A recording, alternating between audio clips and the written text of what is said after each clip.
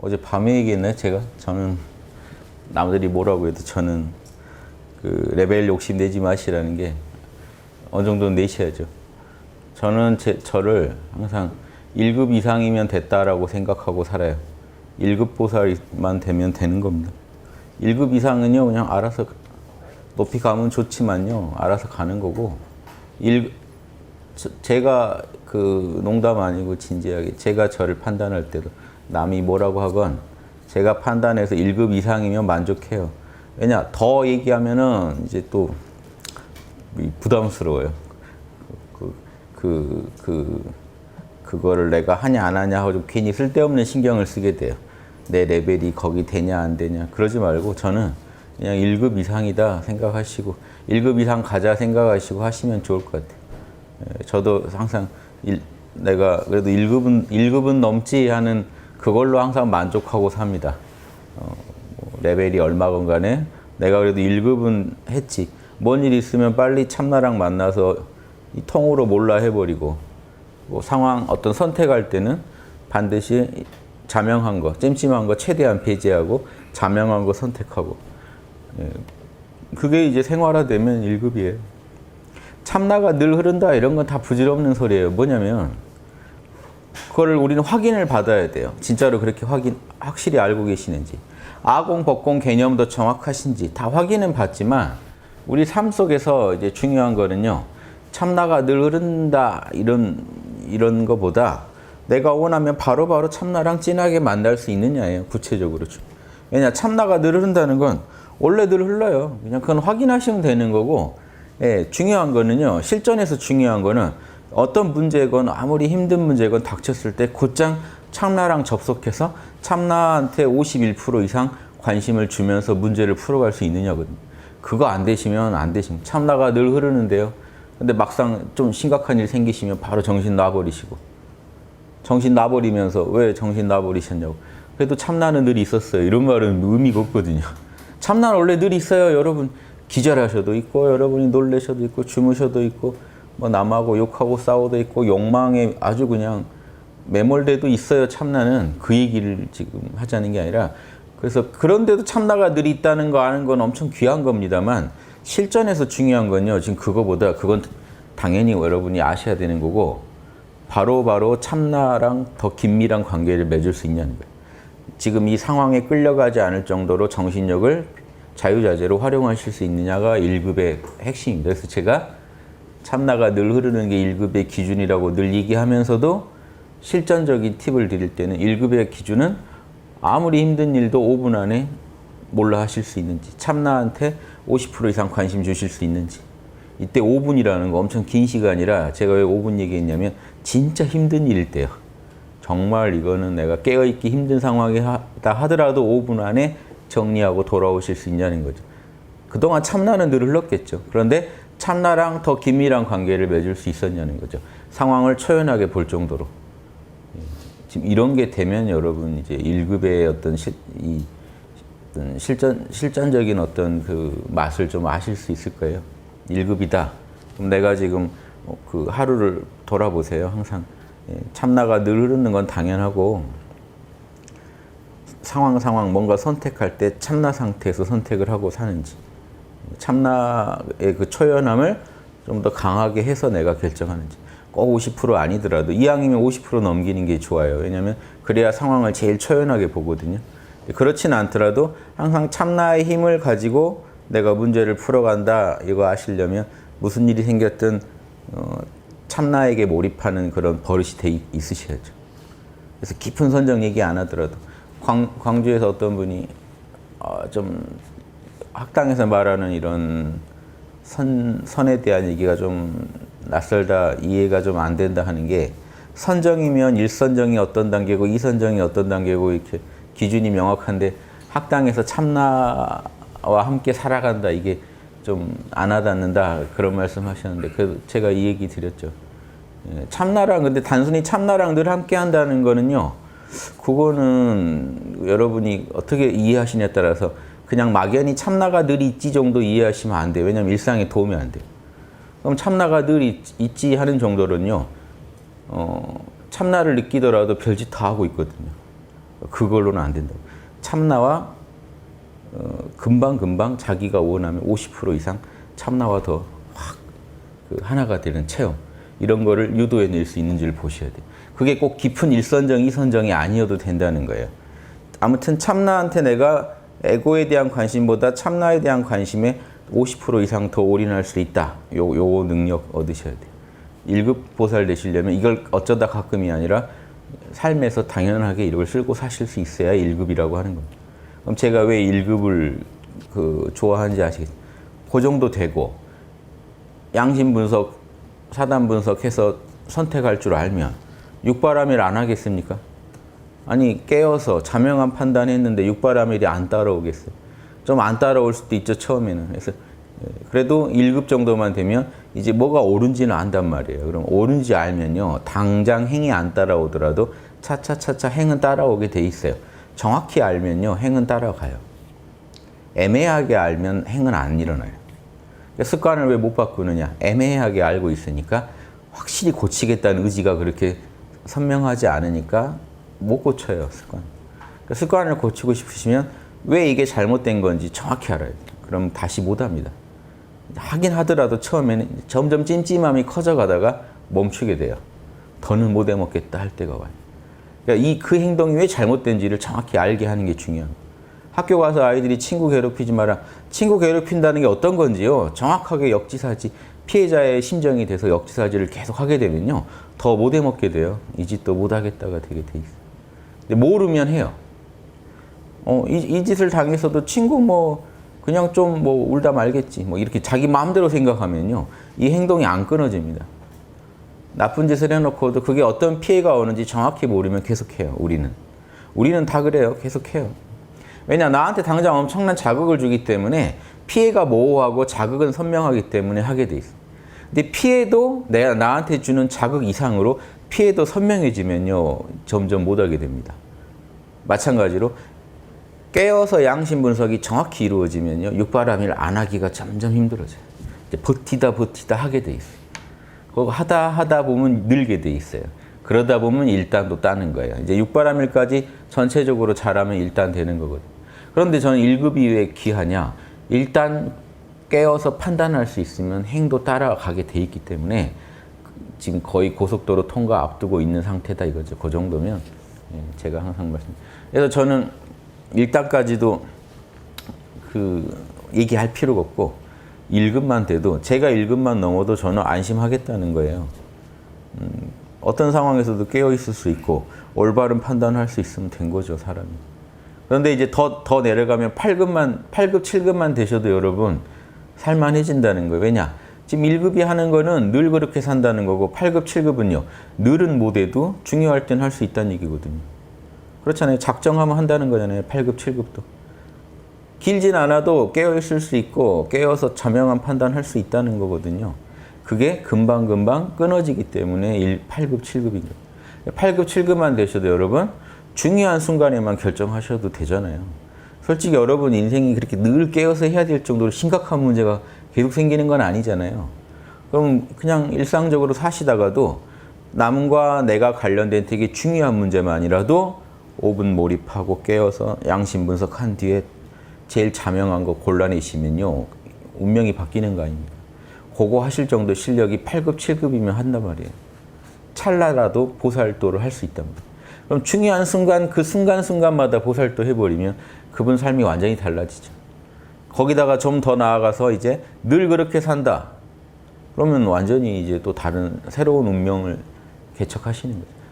이 정도 하면 되지 않았나요? 그래서 1단, 2단, 3단은요, 신경 쓰지 마시고 이게 튼튼히 되지 않으면 그 다음은 얘기해 봤자니까 지금 일상에서 중요한 순간만이라도 몰라 해서 자명한 선택하실 수 있느냐. 자, 요게 이제 8급, 7급들은 할 수 있습니다. 늘 그렇게 삶 속에서 살아갈 수 있느냐. 그럼 1급 되시는 거예요. 이게 불교에서 아라한 소리 듣는 분들이 하시는 거고 선불교에서 확철대오 했다는 분들이 하시는 정도예요. 확철대오 선사들 중에 확철대오 한 분들 하는 정도 하면 됐죠. 꼭 1단, 2단 아니더라도 그 정도만 해도 대단한 겁니다. 인류사에 그 정도까지 간 분도 많지 않아요. 여러분들. 그래서 우리나라에서 그런 분들 대거 양산해보자 하는 게 제 소망이고, 부처님 때 아라한 뭐 1000명, 500명 뽑아냈다고 경전에 써 있죠. 1250 아라한을 뽑아냈네. 뭐 500 돌아가실 때는 500 아라한이 있었네.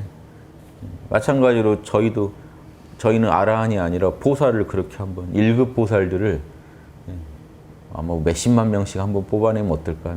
지금 전 지구촌의 문제를 다뤄야 되니까 당시 인도에서도 인도 전역이 아니었어요. 부처님이 교화했던 데가 인도 북부 쪽이었죠. 그럼 요 정도 동북부 쪽이었거든요. 그러면 요 정도 교화하는데도 그렇게 아라한 나왔는데 지금 우리는 전 세계를 교화해야 되는데 얼마나 많은 인재들이 나와야 될까요? 그러면 제가 꿈을 꿔보는 거죠. 그렇게 되면 좋겠다. 여기서 공부하시는 분들이 멀리 안 가시더라도 1급 정도만 아니면 지금 8급, 7급이면요. 우리 학당 기준으로 학사가 8급이에요. 학사.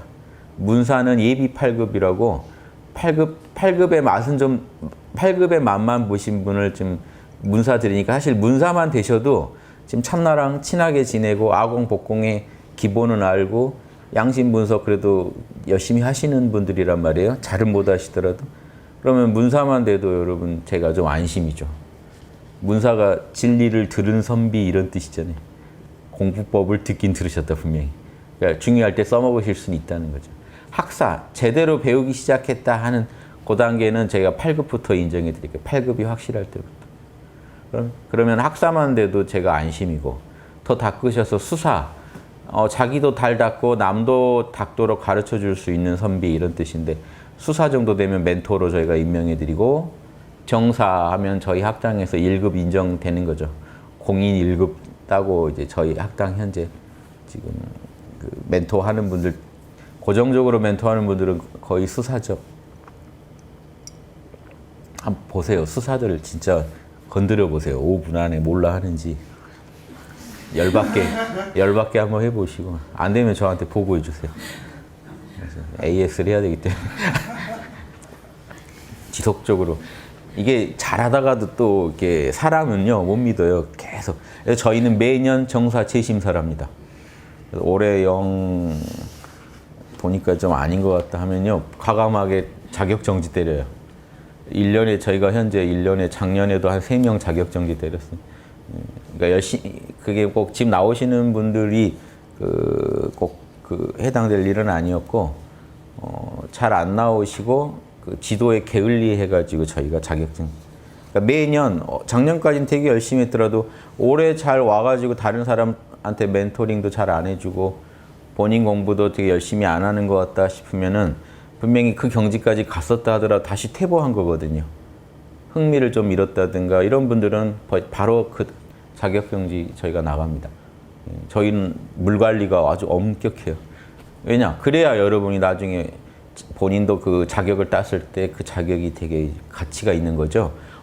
자격 검증 기준이 엉망이면요. 따도 여러분 의미가 없습니다. 지금 태권도 막 몇 단 따도요. 부끄러워요. 해봐 그러면 사실 그 실력은 안 되고요. 어떻게 딴 건지 돈 주고 딴 게 많아요. 말씀 안 드렸어요. 예전에 태권도장 가니까 전 진지하게 물어봤는데 일단 따려면 얼마 걸려요? 언제까지 필요하신데요? 그래요. 이제 군대 갈 때 일단 따가면 좋거든요. 거기도 이제 하나의 또 생계 수단이 돼버리니까 그럼 이게 신뢰가 확 사라지잖아요. 만약에 학당에 오셨는데 저 얼마나 공부하면 문사 되나요? 언제까지 필요하세요? 그러면 요거 좀 배울 필요가 없는 내용 아닙니까? 객관적인 얘기는 아니잖아요. 그래서 그 단증을 팔아먹는 거지. 지금 그 단증이 갖고 있는 실력, 그 실력은 이미 의미가 없어져 버린 거니까 저희가 그걸 막기 위해서 그 급수면 진짜 그걸 하는지 끝없이 지켜봅니다. 저희가 드린 뒤에도 꼭 봐요. 봤는데 우리가 잘못 드렸다 싶을 때 있거든요. 그때는 그렇게 분명히 막 깨어 계신 것 같고 그런데 그때는 좀 그러신 것 같은데 왠지 또 딱 따고 나시더니 뭔가 흐려지시고 뭔가 의욕을 잃으시고 이럴 수도 있잖아요. 사람이 다 가능합니다. 그래서 저희는 안전장치를 계속 만드는 거예요. 그래서 그때는 그러셨더라도 조금 흐려지면 다시 지적을 해드리고 그게 시정이 안 되면 저희가 또 자격 다시 정지나 여러 가지 조치를 취합니다. 그래야 여러분들이 지금 누가 몇 급이다, 누가 문사다 그러면 그거를 타이틀을 신뢰할 수 있게 되는 거죠. 지도자가 문제가 있으면요, 이 공부 완전히 다 망치게 돼 있습니다. 그래서 제가 아무리 여기서 또 좋게 얘기해 드려도요, 현장에 있는 멘토한테 물어봤더니 멘토가 아유 그거 그렇게 신경 쓰실 필요 없어 이러면 끝이거든요.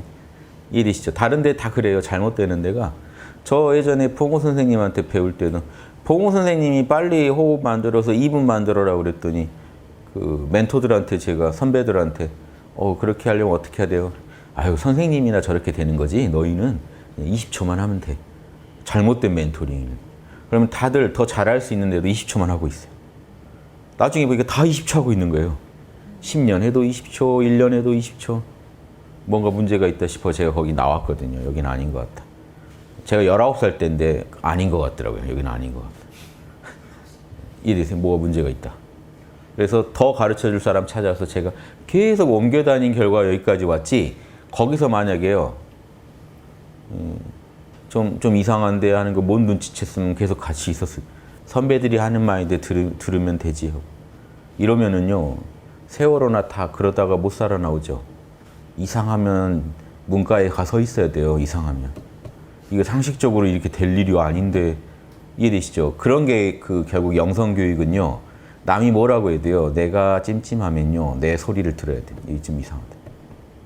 그래서 뭔가 대책을 계속 마련해 놔야 돼요. 저도 그때 위험했던 게, 같이 거기 그냥 믿어버렸으면 저 완전히 생을 탕진하고 아직도 어딘가 앉아서 초능력이 오길 바라고 앉아 있었을 거예요. 최악 아닙니까? 제 생을 날릴 수도 있었다고요. 그 말 듣느냐 안 듣느냐 해서.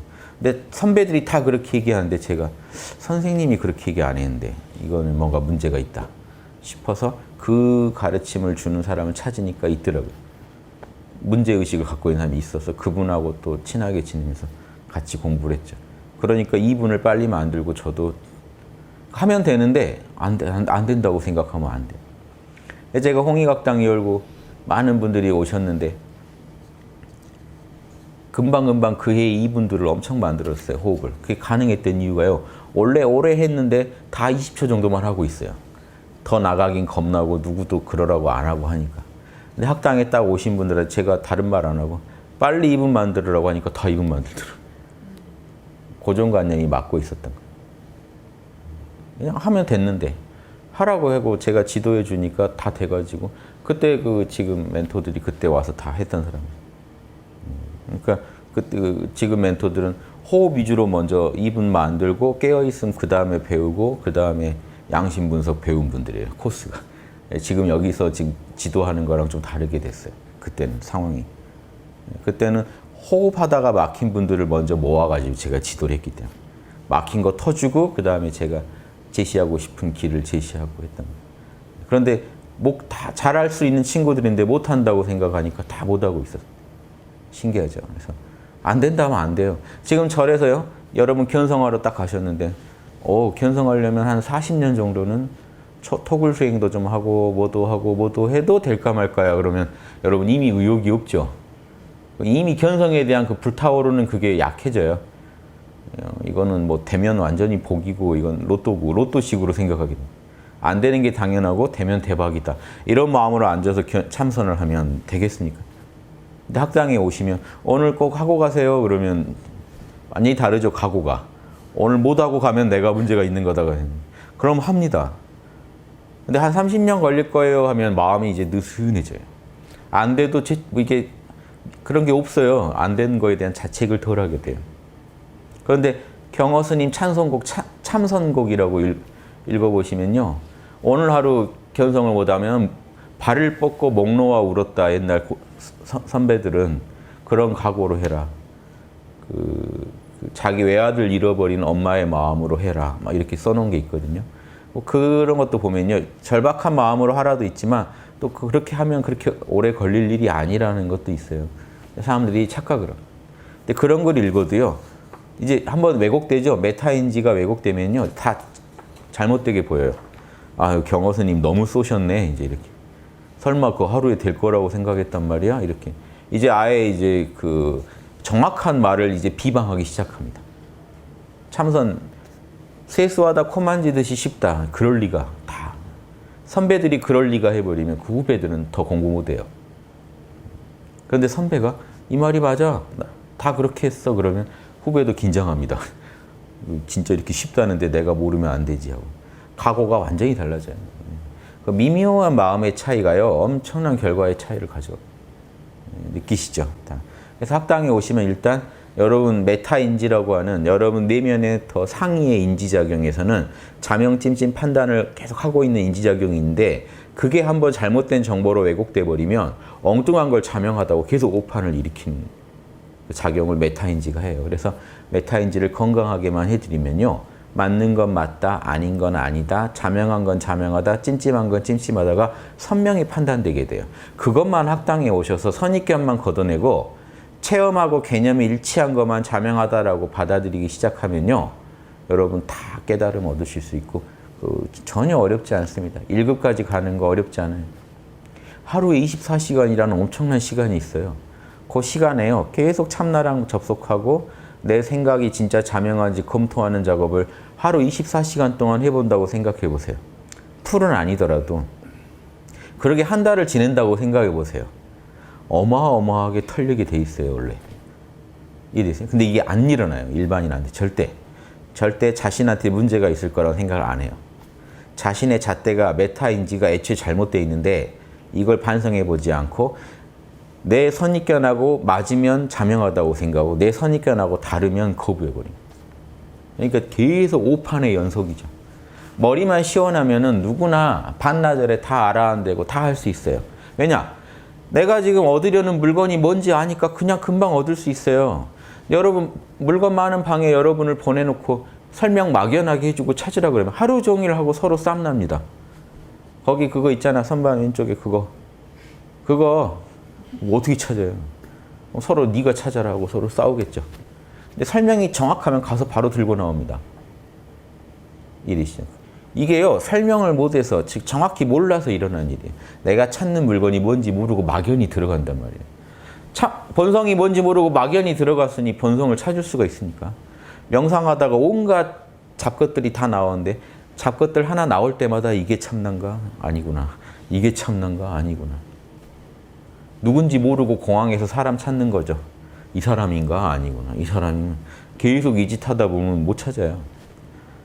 정확한 인상착의를 들으세요. 공덕경지는 참나는 텅 빈 순수한 존재감이에요. 이렇게 얘기하고 찾으라 그러면요. 초등학생도 찾아요. 저희가 실험해봤는데 초등학생들 놀랍게도 찾았어요. 대부분 찾았어요. 그게 뭔지. 그런데 불교 공부 오래 하신 분들한테 얘기하면 못 찾아요. 기가 막히게 못 찾아요. 그거예요. 그렇긴 한데요. 이게 참나라는 게 이런 것이 아니고 어쩌고 저쩌고. 그러니까 그 말 안 하시면 지금 참난데요. 그렇긴 한데요. 또 이러고 저러고. 그 여러분 아마 한번 학당에서는 매일 일어나는 일입니다. 보시면. 여러분도 보다 보면 답답하실 거예요. 아, 저 말만 안 하면 될 텐데. 이게 다 같이 느낄 정도로 이게요. 별게 아닌 것 같은데요. 그분한테는 또 이게 아닌 거예요. 해결이 안 되는 거예요. 저 말 갖고 아니 어떻게 저 말만 듣고 만족하지? 근데 무서운 거는 초등학생은 바로 만족해요. 아 이거요. 저 있는데요. 저희 학당 회원분들 그 자녀들한테 가르쳐 보잖아요. 다 찾아요. 예, 그거 있어요. 아 그게 참나예요. 뭐 참나가 뭔지 잘 모르니까 그냥 그걸 참나라고 부르나 보다 하고 그냥 받아들여 버리면 끝이에요. 어려운 게 아닌데 집에 가서 한번 얘기해 보세요. 하나도 모르는 자녀분한테 너 그 존재한다는 느낌 있냐? 있죠. 그것만 느낄 수 있냐? 좀 느껴보면 느껴지겠죠. 예. 그걸 참나라고 한단다. 아 예. 문제는 이제 그런 분들은 귀한 줄을 몰라요. 예. 그래도 문제는 고정관념 없는 놈들이 쉽게 찾더라는 거예요. 지금 분들한테 찾으라 그러면 만나도요. 이게 마음에 양에 안 차는 거예요. 내가 이거 찾으려고 한 게 아닌데. 내가 그렇게 막 몇십 년씩 참선했을 때는 뭔가 센 거 기대하고 한 건데 고작 요거라고. 고작 그게요. 우주의 제일 근원적인. 시공이 없고 이원성을 떠난 의식은 인간한테 그거밖에 없어요. 영원히 찾아보세요. 그거밖에 없어요. 인간의 의식에서 가장 순수한 상태의 의식, 그거밖에 여러분이 찾을 수 있는 귀한 건 없어요. 하느님이요? 없어요. 그 자리를 하느님이라고 부른 것뿐이지 그냥 인간이 인간의 의식으로 발견할 수 있는 건 그거밖에 없다니까요. 실험해 보시면 알아요. 심리학 하신 분들은 더 빨리 아실 텐데. 인간의 마음은요, 지금 이 생각이 일어난 이후의 마음은 수많은 마음이 있지만요, 생각 이전의 마음은 그거밖에 없어요. 근데 그거 외에 어디서 신을 찾아요? 어디서 우주의 근원을 찾아요? 그래서 충분한 실험을 해보고 정확한 정보를 갖고 실험하시면 다 하실 수 있습니다. 제 얘기가 아니라 이 얘기 한번 들어보실래요? 석가모니 얘기 한번 들어보실래요? 아무튼 그 자명함이 생명입니다. 제가 이게 좋아하는 책이 예전에 힘들 때 자주 봤던 게 방법소설이라고 데카르트 책이 있어요. 이 짧은 글인데 이게 서양의 근대 철학을 연 겁니다. 이 책이. 이 책에서 방법론을 제시해요. 중세에 신앙만을 그 아주 삶의 기준으로 삼고 살다가 기독교 교리만을 그게 붕괴되고 사람들 머릿속이 이제 혼란에 빠져요. 무엇을 믿어야 할지 모르는 상태가 돼버렸어요. 요게요, 어디 종교에 푹 빠지셨다가 크게 실망하고 나오신 분들 상황이에요. 지금 뭐가 이제 옳은지 그른지도 모르겠고 멘붕이죠. 멘붕에 왔는데 한 철학자가 나와서요. 머리가 그 당시 제일 메타인지가 잘 돌아가는 똑똑한 사람이 나와서 똑같아요.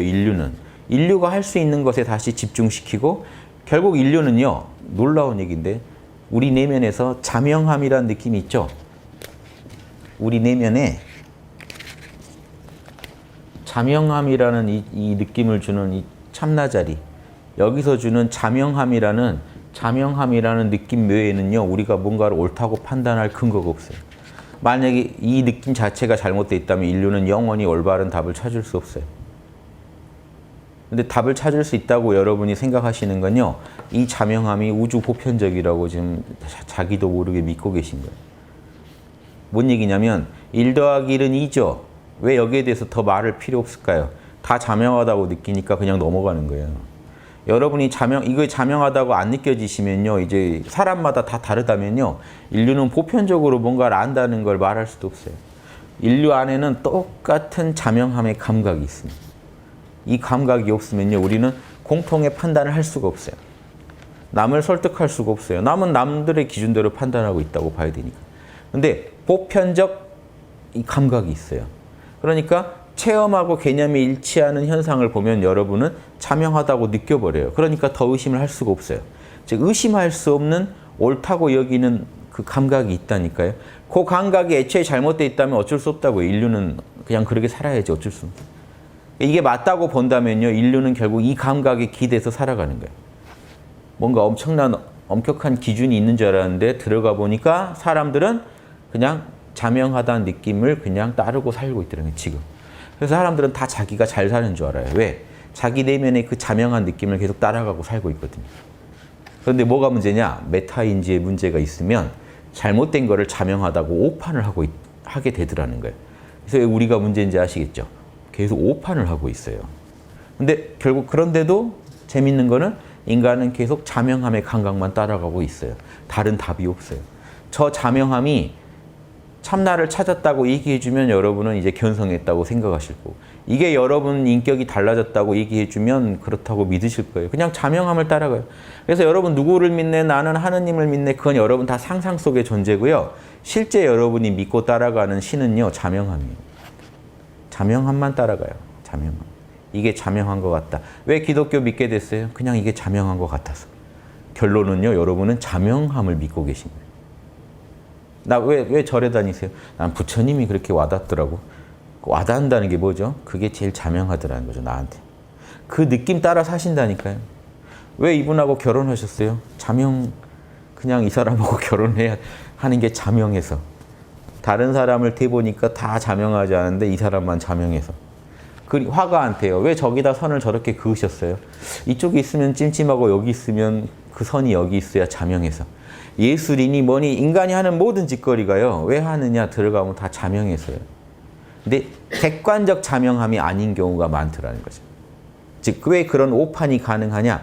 왜곡돼 있어서 그랬다는 거예요. 근데 왜곡만, 무지와 편견만 제거해주면요, 인간이 다 똑같은 걸 자명하게 여기더라는 거예요.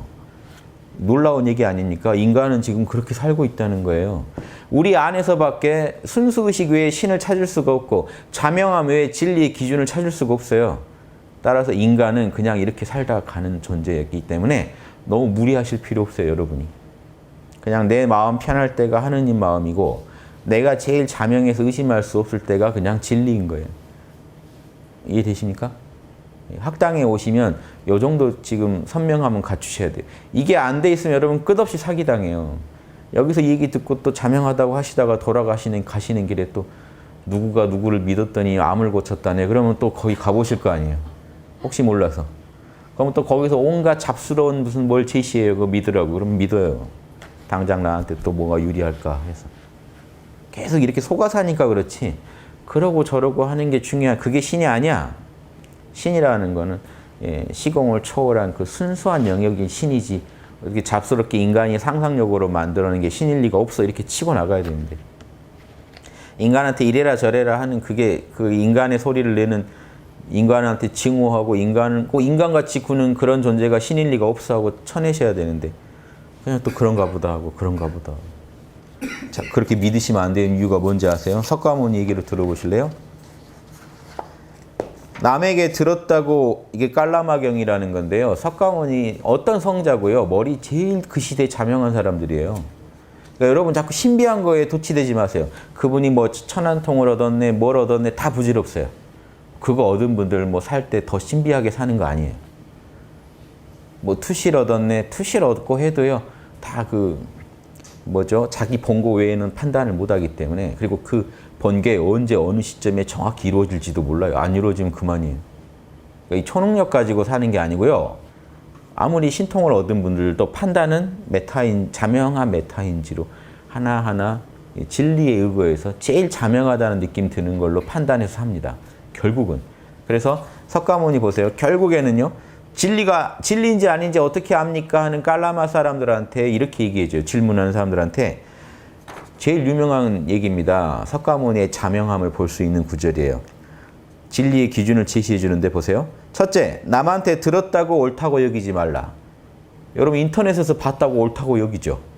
남한테 들었다는 이유로 옳다고 여깁니다. 이게 여러분 메타인지가 건강하지 못하다는 증거예요.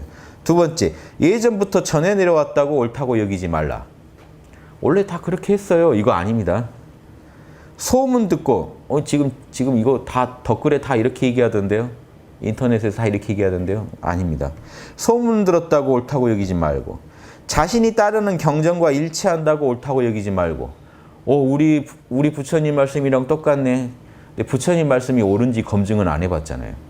이게 다 허망하다는 거예요. 추측으로 옳다고 여기지 말고 내 생각에 그럴 것 같아. 내 추측에 그럴 것 같아. 체험이 없는 추론을 근거로 옳다고 여기지 말고 내가 머리로 분석해 보니까 그런 것 맞는 것 같아. 다 비슷한 말이에요. 논리적이라는 이유로 옳다고 여기지 말고 그게 개념적으로는 일리가 있거든요. 그런데 실제로는 안 그럴 수 있어요. 여러분이 아무리 멋지게 논리를 세우셔서 화성에는 사람이 산다라고 주장하셔도 가서 없으면 없는 거죠. 그러니까 이게 논리적이라고 해서 되는 게 아니에요.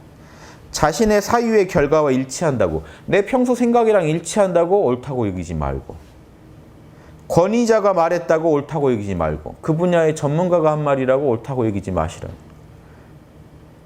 의학의 전문가가 얘기해도 다 믿을 말 아니죠. 실제로. 실험 결과 또 뒤집어지고 또 뒤집어지고 실험 결과를 어떻게 해석하느냐에 따라 또 달라지고 이게 전문가 말도 못 믿습니다. 수행도 똑같아요. 수행의 전문가라고 결국 그 사람도 그 사람 체험해 본 것만 알지 왜곡될 확률이 있기 때문에 다 믿지 마시라는 거예요. 존경하는 수행자가 말했다고 옳다고 여기지 마라. 고승이 얘기했다고 옳다고 여기지 말라는 거예요. 부처님이 얼마나 머리가 선명한 분인지 아시겠어요? 부처님이 그 시대에 제일 자명한 분이 그 부처님 소리 듣지 않겠어요? 어느 시대나. 그 시대에 석가모니 부처님 그랬죠. 저쪽에 공자, 소크라테스, 노자, 예수님 이런 분들요. 머리가 제일 그 시대 선명한 사람. 안 속는 분들이에요. 그 시대 편견에 안 속았던 분이에요. 찜찜해서 도저히 그 시대 사람들이 살자는 대로 못 살았던 분들이 성인 소리 들었어요. 그 시대에다가 얘기한 거죠. 아테네를 깨우는 등해가 되겠다. 아테네인들아 그거 아니다. 편견이다. 모르는 거다 너네. 무지와 편견이다. 진실은 이렇다. 이 얘기했던 사람들이 다 인간이 어떻게 살아야 할지 길까지 제시했어요. 그때 제시된 길 이상의 길이 제시된 적이 없어요. 내가 당해서 싫은 거 남한테 하지 말자. 그래서 추계 시대라 그러죠.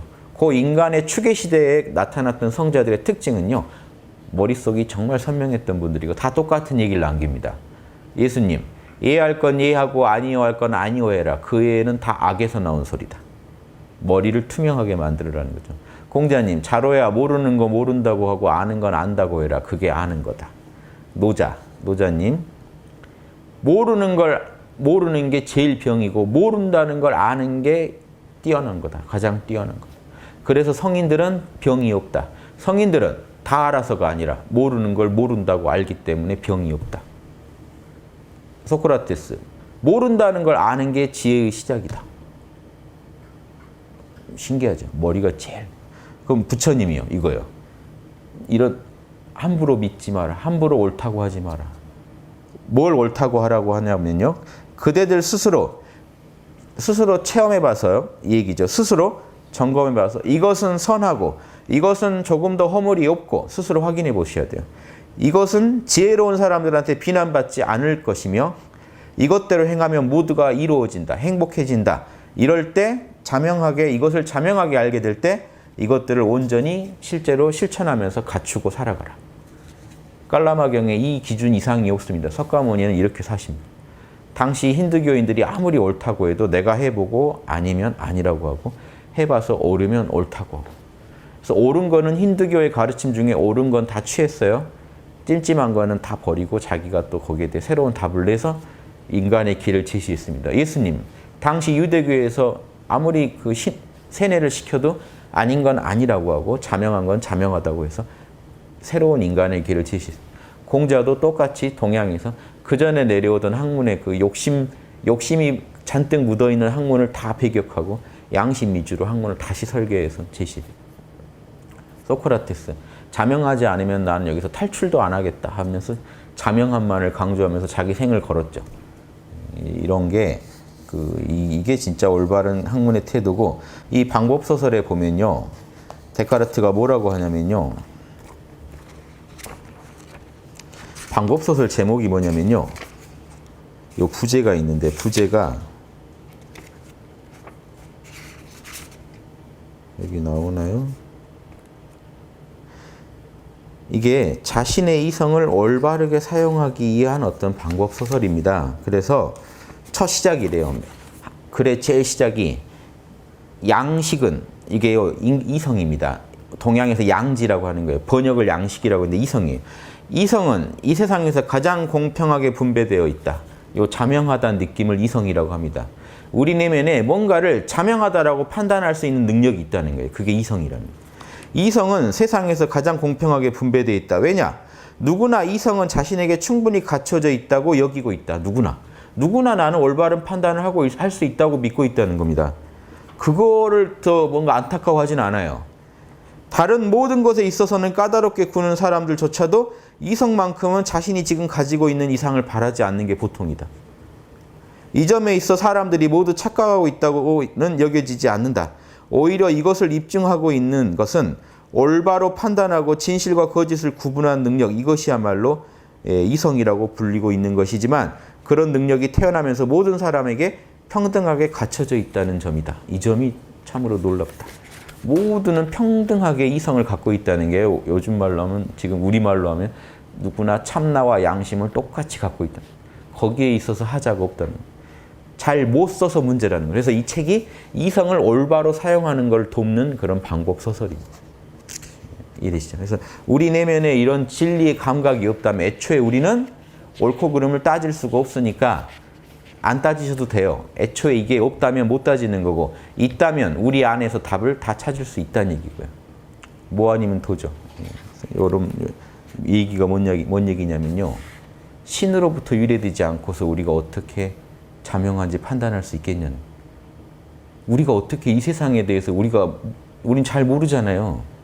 허위도 많고 오류도 많은데 왜 우리는 그렇게 당당하게 자명하게 옳다는 판단을 할 수 있겠냐는 거죠.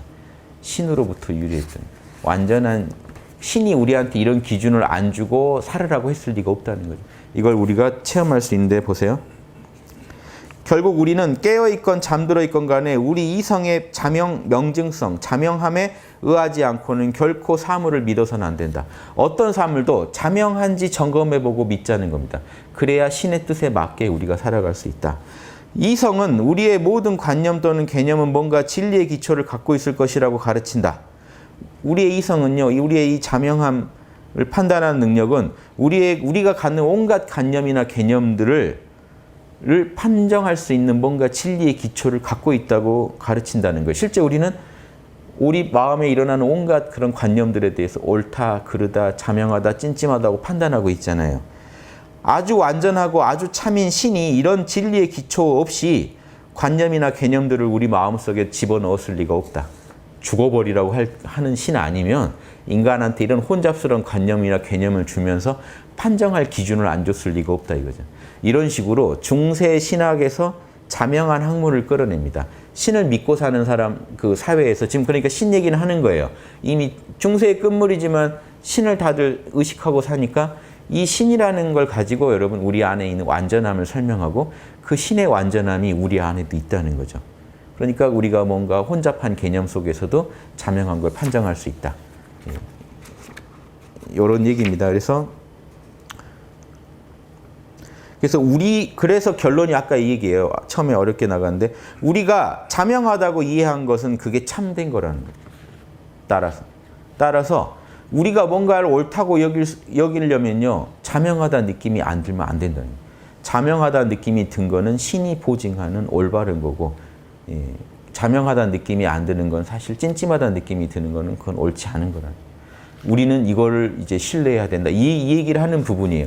그래서 자기의 모든 학문은 중세 신앙이 무너졌을 때 이제 나는 어떻게 학문할 거냐. 옳다는 기준을 기독교 교리에서 근거를 댄데 예전에는 교리에 맞으면 즉 석가모니가 하지 말라는 짓이죠. 자기 경전하고 일치하면 옳다고 여기지 마라 했죠. 그런데 그냥 그렇게 하고 살았어요. 근데 오히려 그런 신앙이 이제 깨지니까 인간이 본연의 자명함을 찾게 된 겁니다.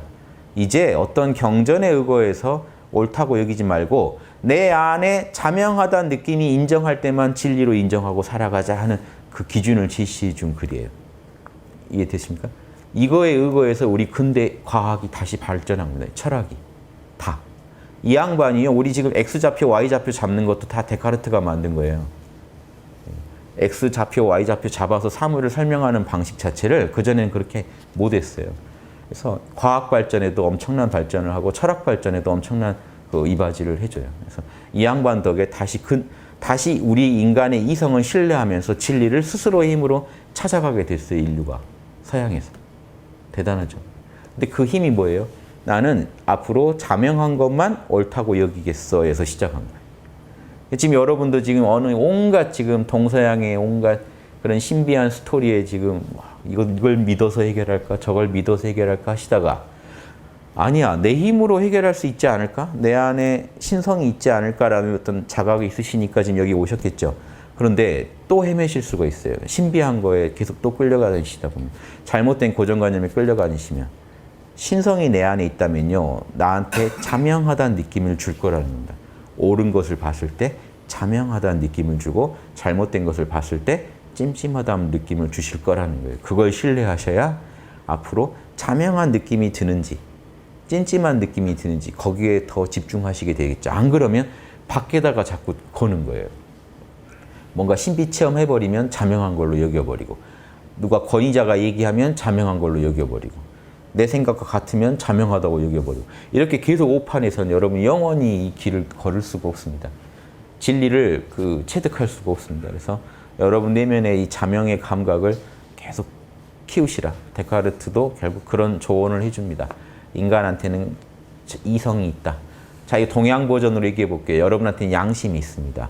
양지가 있어요. 그래서 십이지심이 있기 때문에 옳고 그름 판정할 수 있어요. 여러분이 스스로 힘으로. 자명하다는 느낌이 드시면 옳은 거고 찜찜한 느낌이 들면 옳지 않은 겁니다.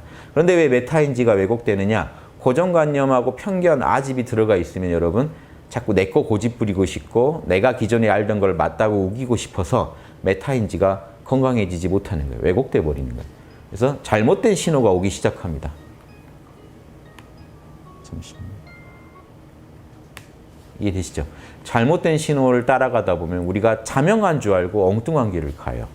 그러니까 진짜 자명한가라고 물어보시면서 몰라. 좋습니다. 몰라 하시면요. 고정관념도 다 날려버리거든요. 권위, 고정관념 이런 데 끌려가던 마음을요. 몰라 하고 한번 다 날려버리시고 냉정해진 뒤에 진짜 이게 자명해? 라고 양심 성찰해 보시면요. 웬만한 거 다 들통납니다. 오늘 다 털지 못해도 돼요. 오늘 크게 걸리는 거라도 꼭 터시고 자꾸 털어가다 보면 미세한 거, 큰 쓰레기부터 치우다 보면 미세한 쓰레기도 언젠가 치우게 돼요. 큰 거 다 치워지고 나면 미세한 게 눈에 커 보이거든요. 눈에 띄거든요. 이렇게 여러분 생각을 잘 정리해 나가시면 훌륭한 보살이 되시고 양심 문화를 창조하시는 그런 문화 메이커가 되실 수 있다고 확신합니다. 예, 여기서 마치겠습니다.